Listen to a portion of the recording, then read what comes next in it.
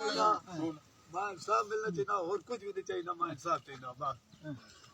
इंशाअल्लाह ਅਸੀਂ ਤੁਹਾਡੇ ਨਾਲ ਆ हेलो ਸਾਡਾ ਵੀ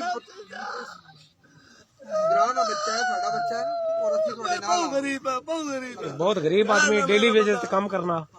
ते अगो तुसां पाकिस्तानी निजाम ना पता ही है अदालत ना जिस तरह साहिवाल केस जाया हो गया ठीक है वकील ने फीस इतने मसाइल जिस बंदे ने पहले नुकसान होया ना उस तो बाद उस पैसा ना खर्च करे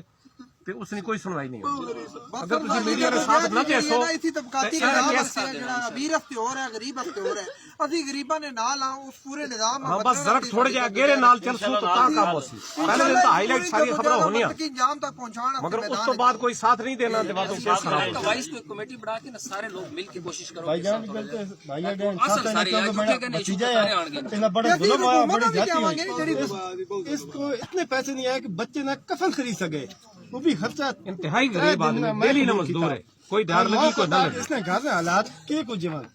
इतने मारे कि इसको कफन जो गया और कोई चीज नहीं और बाकी